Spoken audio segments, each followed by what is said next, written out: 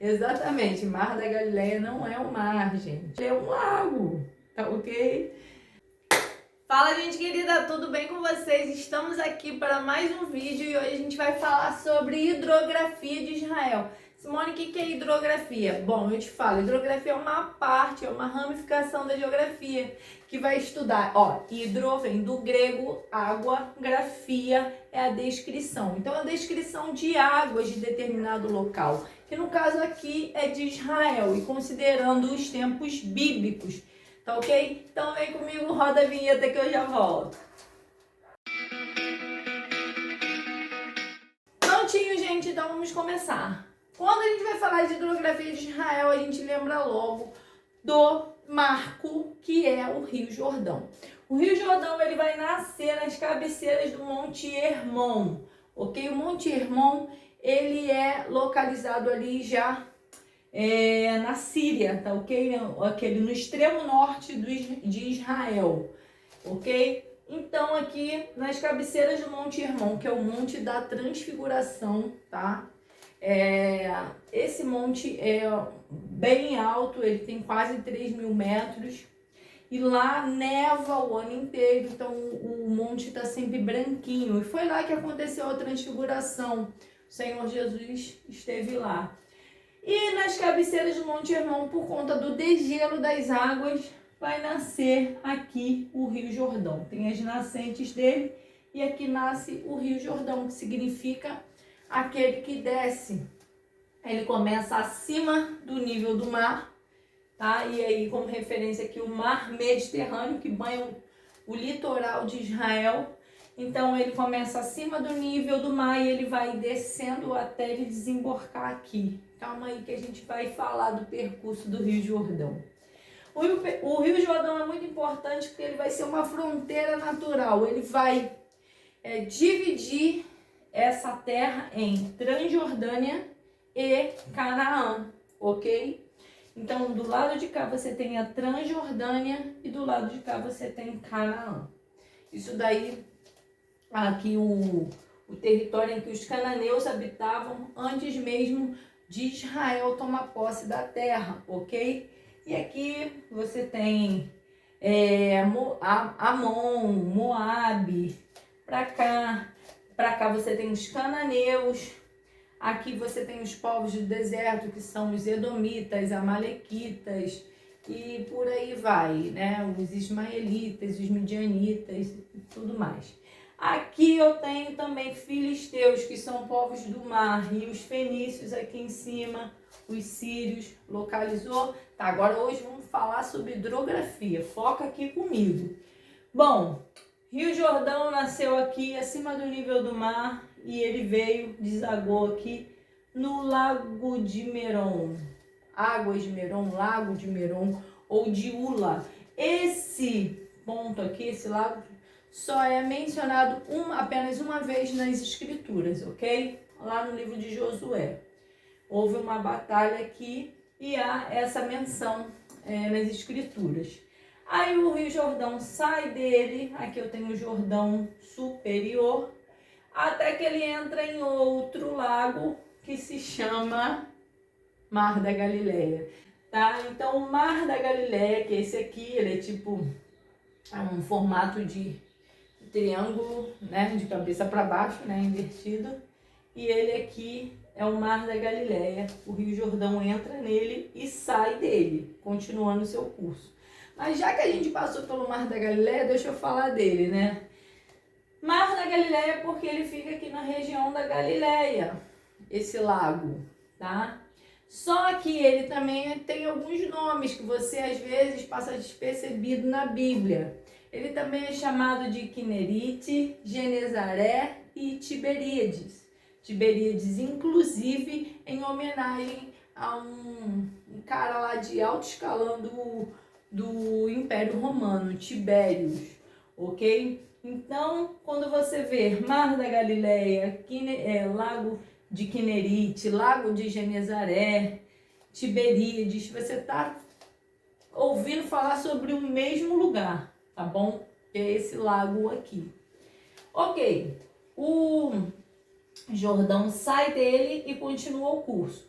Quando o Jordão está aqui, dentro do mar da Galileia, ele já está a 225 metros abaixo do nível do mar. Olha como ele desceu.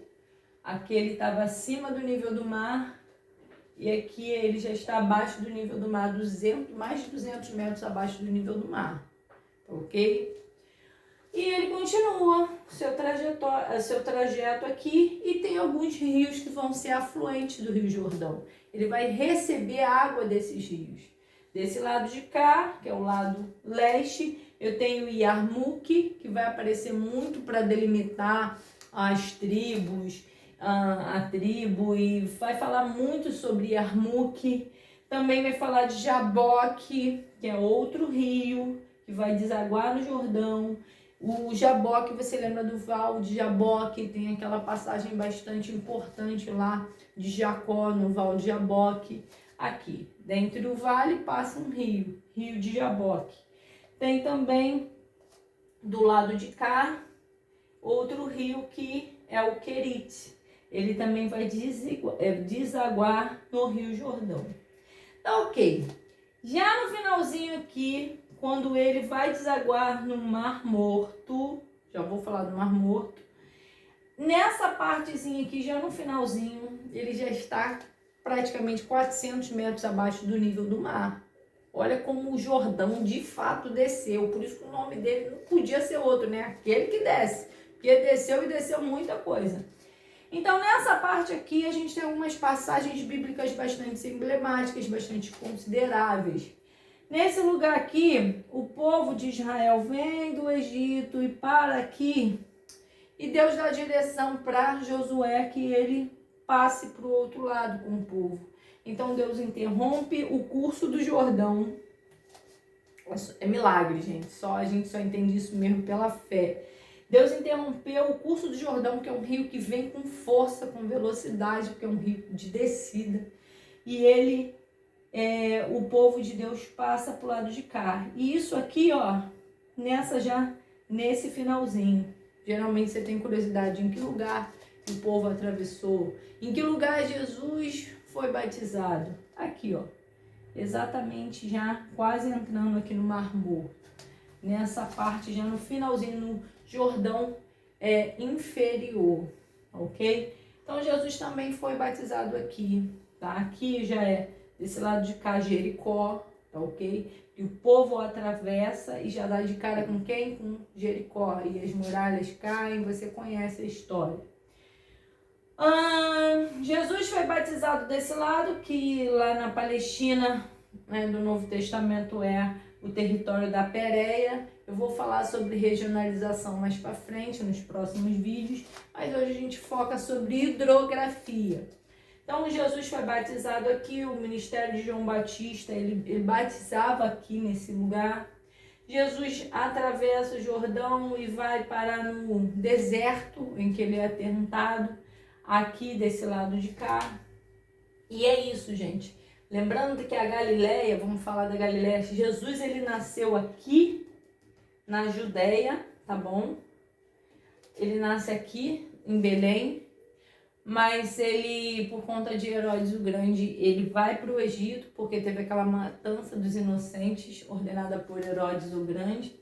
E depois, quando Jesus já tinha 3 para 4 anos, ele retorna do Egito e ele vem para essa região aqui que se chama Galileia, ó, ponta do Mar da Galileia, né? Galileia, Mar da Galileia. E Jesus ele vai viver em Nazaré, por isso que fala Jesus de Nazaré, porque ele nasceu, aliás, nasceu em Belém, mas ele foi criado, criancinha, adolescência, em Nazaré, que é aqui na Galileia. E depois ele passou a metade do seu ministério aqui em Cafarnaum, que também é aqui ao redor da Galileia, tá ok? Bom, gente, falando agora sobre o Mar Morto, eu tenho alguns rios aqui que desaguam no Mar Morto. Eu tenho aqui o Zercanaim, o Arnon e o Zered, e também tem o Cedron.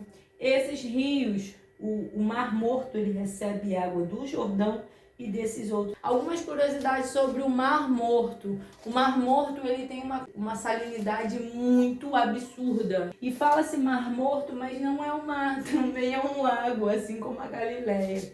E quando você ver na Bíblia falando, vou até botei aqui porque não tinha espaço, Mar Morto é igual a Mar Salgado, que é igual a Mar de Arabá, que é igual a Mar Oriental. Oriental por quê? Oriente. Lado do Oriente, lado do Ocidente. Tá ok? Então vamos lá. Esse aqui é o Mar Morto, que na verdade também é um lago. O Jordão chega nele aqui e ele já está 400 metros abaixo do nível do mar, só para você ter uma noção. O Mar Morto está recuando a cada ano, gente. Ele está... Bom, hoje você pode ver também uma explicação também da ação do homem, porque hoje a comunidade, a população que é muito maior do que nos tempos bíblicos. E você vê que a quantidade de água que chega aqui não é mais a mesma, porque a população cresceu muito. E também tem outros fatores que corroboram para que o Mar Morto venha recuar a cada ano. Tudo bem? Bom, uma outra curiosidade, se algum peixinho chega aqui no Mar Morto, ele morre em poucos minutos por conta da salinidade. Se você for visitar o Mar Morto, é aconselhado que se coloque um calçado específico, porque você vai pisar em pedregulhos de sal, entendeu? A salinidade lá não tem como viver, nenhum ser aquático viver nele, não tem como. Por isso também Mar Morto, não há vida lá. Ele só recebe, ele nada dá, ele só recebe água, né? Então, Mar Morto, ok? Que é um lago, tá ok? Outra consideração, devido à densidade da água, por conta da alta quantidade de sal, a pessoa não afunda. Mesmo eu, que não sei nadar, não me afogaria no Mar Morto, gente. Não tem como se afogar no Mar Morto. A pessoa boia, a pessoa flutua por conta dessa quantidade de sal, tá ok? A quantidade de sal, a densidade da água proporciona até a pessoa aqui que não sabe nadar flutuaria no Mar Morto, né? Então, gente, e lembrando que o Mar Morto é a maior depressão absoluta do mundo, isto é a que fica mais abaixo do nível do mar. Eu até brinco, né? Se meus alunos assistirem, eles vão rir, vão lembrar. Teve um aluno meu que falou: professora, eu já sei do que o Mar Morto morreu. Eu falei assim: é mesmo? Do que o Mar Morto morreu? Ah, ele morreu de depressão. Porque é a maior depressão absoluta do mundo, né? Mas brincadeiras à parte, gente, é isso. Essa questão, esse esquema hidrográfico aqui é muito importante, porque eles vão ser o limite, vão ser os termos que vai delimitar em vários momentos da história de Israel. As tribos, Reino do Norte, Reino do Sul, também as regiões da Palestina nos tempos de Jesus. Então é importante você entender esse esquema aqui. Fácil de entender, gente. Fácil. E aqui, do lado ocidental, eu tenho o quê? Mar Mediterrâneo. O Mar Mediterrâneo, que não é conhecido como Mar Mediterrâneo na Bíblia. Hoje a gente ouve Mar Mediterrâneo. Mas ele é conhecido como Mar Grande, Mar Ocidental, porque para cá é o Ocidente, para cá é o Oriente. Então, se aqui o mar, esse mar aqui é conhecido como Mar Oriental, aqui ele é conhecido como Mar Ocidental, de Ocidente. Leste, Oriente. Oeste, Ocidente. Então, o Mar Mediterrâneo, aquela passagem lá vamos lá, em Ezequiel 47, né, as torrentes de águas purificadoras. A gente também tem a questão do Mar Grande. Quem é o Mar Grande aqui? É o Mar Mediterrâneo, que vai banhar a costa de Israel, tá ok? Então, Mar Grande, Mar Ocidental, Mar de Java e Mar de Filisteus é a mesma coisa na Bíblia, só falado de nomes diferentes. que significa mar Mediterrâneo. Então aqui nessa costa eu tenho os filisteus, eu tenho aqui os fenícios, entendeu? E eu tenho alguns rios aqui que vão desaguar no mar Mediterrâneo. Aqui perto do Carmelo eu tenho Belus, eu tenho Quizon, eu tenho Caná, eu tenho Gás, eu tenho Sorek. E lá embaixo eu tenho o Ribeiro do Egito, tá ok? Então, gente, é isso. Se você compreende a geografia do local, gente, vai fazer toda a diferença. Vou dar só um exemplo para você. Eu poderia ficar aqui horas te dando inúmeros exemplos. Mas quando você entende a geografia do local, você tem uma visão ampla, extremamente ampla, sobre o texto bíblico. Jericó fica aqui, no vale, praticamente aqui, no Vale do Jordão, tá? Bem abaixo. Jerusalém fica aqui, já a 800 metros acima do nível do mar, já nessa região aqui no Líbano e Antilíbano. Essa região aqui mais montanhosa. Jerusalém fica a uns 800 metros acima do nível do mar. Aí quando fala assim, vamos subir para Jerusalém, né? É claro, pô, ele está aqui bem abaixo, né? Até do nível do mar. E aqui ele vai subir já 800 metros acima do nível do mar. Então, tinha toda essa questão da subida.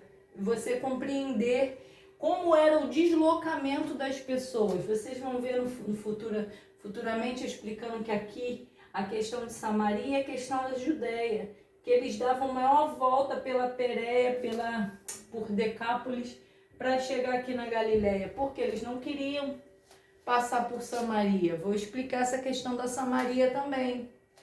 Então, quando você entende, Jesus passou por Samaria, né? Ele falou, tem lá no texto, lá em João 4, era necessário passar por Samaria, porque a intenção dele era encontrar uma pessoa. Ele sai do meio das multidões e ele vai encontrar uma pessoa, a mulher samaritana, que foi uma grande missionária, e através da vida dessa mulher muitas pessoas foram salvas, conheceram a verdade. Então, o que acontece? Essa é a região da Samaria.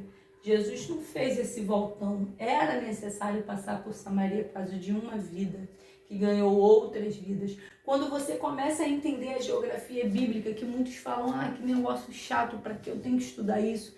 O seu nível de entendimento do texto bíblico, ele cresce muito, ele amadurece muito. Você passa a ver o texto bíblico como uma lente, sabe, que te dá assim uma amplitude tamanha sobre as minúcias, né, ali do texto. E ali você pode entender coisas que você já leu várias vezes e você não entendeu. Então eu te convido para continuar estudando a geografia bíblica, conciliada com a história de Israel, porque quando associamos essas duas ferramentas, certamente nós cresceremos muito no conhecimento. Isso é bom, isso é ótimo, isso é maravilhoso. Então é isso aí, gente. Fico por aqui com esse vídeo. Eu vou sair para você tirar um print, tá? Faça o seu mapa em casa também. Esse esquema não tá perfeito, mas eu preciso colocar na minha mente como é esse esquema da geografia de Israel. Hoje nós falamos sobre a hidrografia. Vamos falar sobre a orografia, que é dos montes. Vamos falar sobre o estudo dos vales e por aí vai. Vamos lá? Então fica com Deus e até a próxima, se Deus quiser. Tchau, tchau.